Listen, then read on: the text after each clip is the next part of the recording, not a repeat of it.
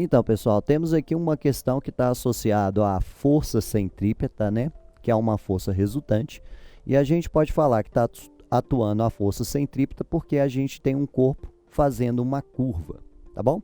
Então, aqui eu estou desenhando a pista que ele falou que recebe uma leve elevação de um lado em relação ao lado oposto dessa curva. E aí ele quer saber a força centrípeta é auxiliada por quem para conseguir fazer essa curva. Então, ó, antes só lembrando o seguinte, a gente olhando de cima, a gente teria o carro fazendo uma curva em uma pista, tá bom? Aqui estaria a nossa pista e aqui estaria o nosso carro fazendo a curva, tá bom? O carro, ao fazer a curva, ele tem a tendência de querer sair para fora da curva.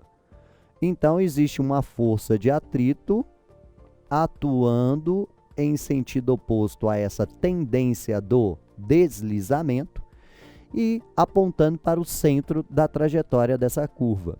Ou seja, a força de atrito está fazendo o papel da força centrípeta. Tudo bem? Na hora que você provoca uma elevação dessa parte, aumenta a parte externa da curva, vai aparecer mais alguém para ajudar a força de atrito a fazer o papel da força centrípeta. Tudo bem? Então, ó, suponhamos que o carro está fazendo a curva nessa pista com uma leve inclinação, a tendência do carro é querer escorregar para fora da curva. Então, a gente tem a força de atrito atuando em sentido oposto a este deslizamento. Além da força de atrito, temos mais duas forças atuando, que também já atuava antes, que é a força peso, vertical, apontando para o centro da Terra, e a força normal, perpendicular à superfície de contato. Tá? A força centrípeta, ela tem que estar necessariamente nessa direção aqui, ó, que é apontando para o centro da trajetória. A força peso, a gente percebe que não tem componente dela lá ajudando para fazer o papel da força centrípeta. Já a normal, aparece uma componente dela sim, para ajudar a fazer o papel da força centrípeta. Tá certo? Então, o exercício está falando o seguinte, ó.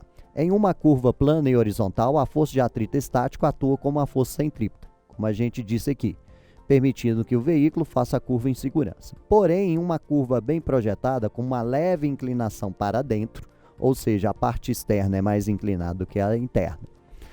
No caso de curvas com inclinação, a força centrípeta passa a ser exercida também. Então, já tem a força de atrito fazendo o papel dela. Quem é que vai aparecer para ajudar a fazer o papel da força centrípeta? É o peso na íntegra? Não.